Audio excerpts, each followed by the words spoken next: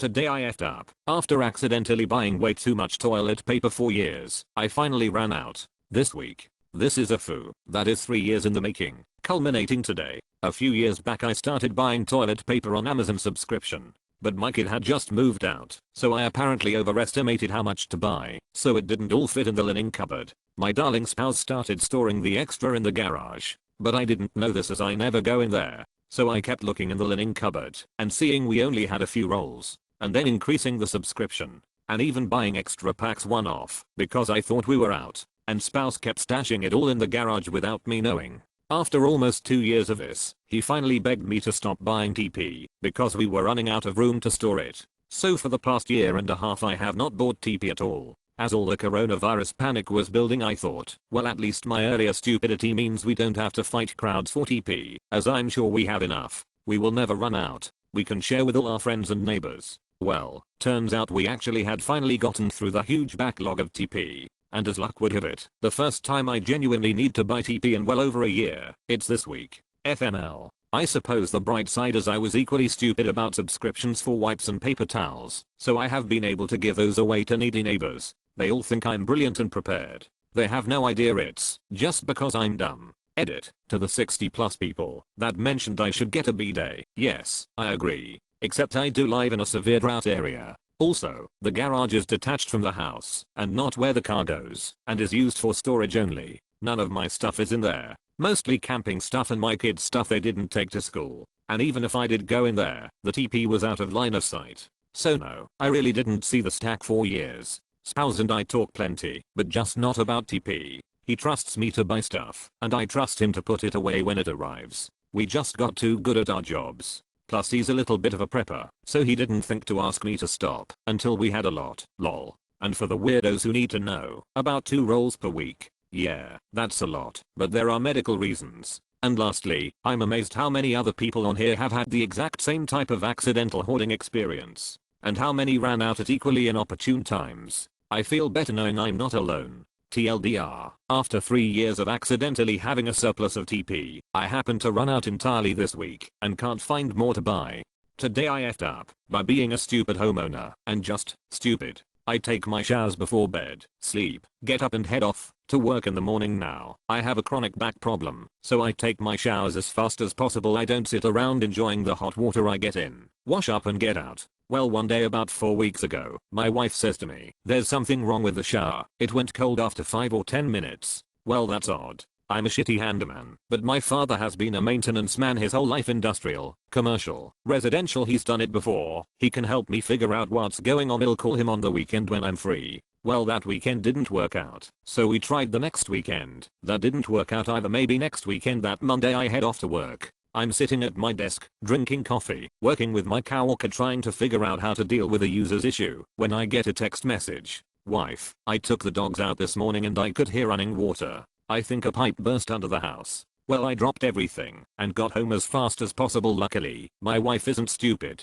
I got home and discovered that our hot water tank had burst. She had shut off the breaker to the tank and closed the valves. High five, wife. So I did what I had to and bought a new tank and installed it with my father. He's a master electrician, so he wired everything up. Well, that sucked. $1,000 for a new tank, but we need hot water. Oh well. Until now I get my bill from the electric company, $1,200. Did I forget to pay the bill last month? Nope. Wait. 0.3300 kWh. What the actual fuck? So I call them up. Hey look, this is obviously a fluke. My kilowatt hours are never over 700 in a month. How can we fix this? Sorry sir, the technician only reads the meter and that's what it was that you have to pay the bill. Fuck, well, that's okay. I'm doing my taxes today anyway. I'll have enough to pay the bill. So I go do my taxes, but as I'm watching my accountant fill out the form I'm noticing something odd. Lots of 0.00s. Why are there so many zeros on my W2 this year? Accountant, well it seems you may have incorrectly filled out your tax information. You owe the IRS $2,000. Fuck. TLDR, my hot water tank burst and I waited 2 weeks to buy a new one. $1,000. Fix it, causing my electric bill to skyrocket to $1,200. I also fucked up my taxes somehow, and now owe the IRS $2,000. So now my dumb is to find $3,200. Maybe I'll start collecting aluminum cans from dumpsters. Today I effed up by making a joke at a baby shower. My coworkers were throwing a baby shower party for one of my colleagues. One of the requests prior to the party was for everyone to give their baby photo so that they could play the Guess Who Is the Baby game. It's important to note that we only have one black employee, let's call him Chris, in our company. I work in a relatively small company, 50 ppl. Everyone arrives and we are having food and wine. I'm cautious to drink, but decide to enjoy 2 drinks to allow myself to relax. The host, mid-level supervisor, initiates the game and everyone is going through the motions of trying to figure out who is who. Now comes the only black baby photo and my coworker Sarah says Chris name. IDKY, but I go geez, I wonder what gave it away. There was an awkward silence and then the game proceeded. I'm slightly paranoid my supervisor will call me into the office to discuss it, but maybe it's a minor. Today I effed up. TLDR, keep my mouth shut during company parties. Today I effed up by having sex for the first time in 2.5 years NSFW. Obligatory, this didn't happen today, rather 3 days ago. I've been single now for 3 years and haven't knocked boots with anyone in at least 2 so. Finally fed up with celibacy and buffered by my friend's success story. I joined a dating site. I started talking to this pretty good looking guy. He was a little boring. We didn't have much in common, but I figured may as well meet up for a drink, and so we did on Thursday evening.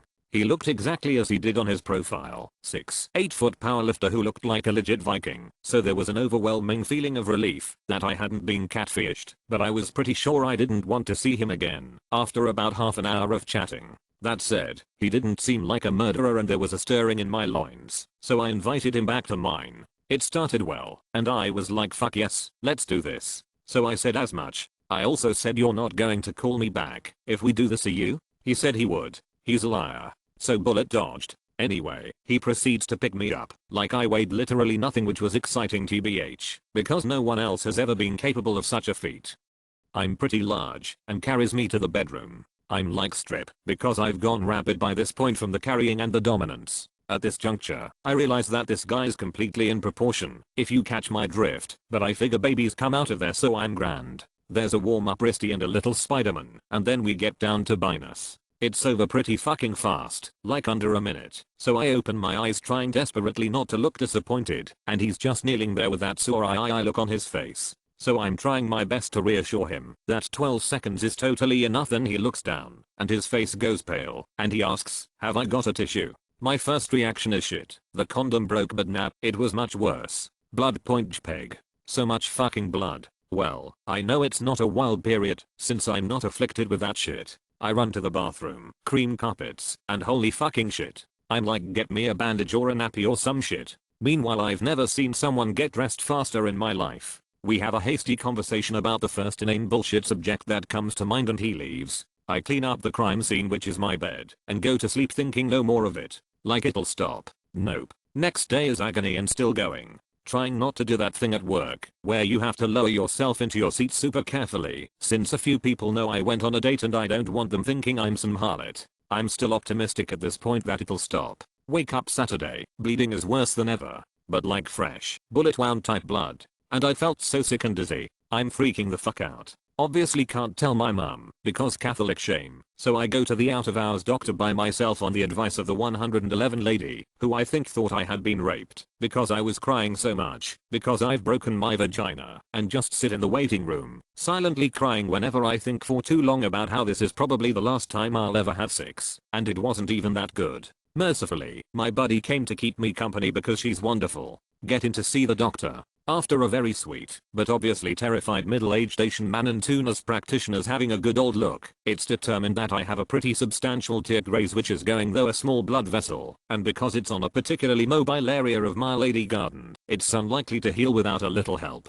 Brilliant. There's surgical glue on my vagina. I'm never dating again. TLDR, had sex with a giant Viking powerlifter, ended up getting my vagina skin glued back together. Edit. First, wow. I didn't expect this to blow up like this. Thanks for reading, and thanks for the gold to those who gave it. Second, to clarify, a Spider-Man as I meant it is also known as the finger trick, middle and ring fingers in, the rest out, pull up repeatedly, although the plan Spider-Man version is also great. Hope that helps. Today I effed up by getting high too early, so I just did one of the hardest and perhaps dumbest things ever. I took a hit off my weed pen at about 7:15 thinking I was in the clear and there would be no further duties to perform for my wife or daughter. 10 minutes later my wife asks me to go to CVS to get 2 gift bags, a birthday card, some flonase, and her photo order. So I'm left with a choice, tell my wife I'm a wee bit high and I can't go, or drive the 2 blocks to CVS and back whilst a bit stoned. So I get to CVS, and I'm doing okay, I'm starting to feel it, but I'm still on top of it, just gotta be quick. I get in there, get the flonase, doing good, then I get to the birthday cards. It was only like 3 shelves worth of cards to choose from. I was there for half an hour. Then I had to interact with the clerk to get the photos, and I had a brief panic attack that I would forget my name. I didn't, but I was scared I would. I get everything out the door. On my way back I heard a commercial for Babbel.com and said "Como te llamas" really loudly out my open car window, which startled a group of people on the sidewalk. Overall I'd give me a 8 out of 10, and that was the last hour of my life. TLDR ran an errand whilst high instead of admitting I was impaired, scared some random normies. Today I effed up by making a joke. Requisite this happened years ago disclaimer. Amazingly great girlfriend arranges surprise birthday celebration at a restaurant before a live music show with friends who all follow the same local band. Makes a point to buy blueberry pies instead of cake because she knows my taste. Earlier, she'd been complaining about her work and how she needs to get a real job. Scene.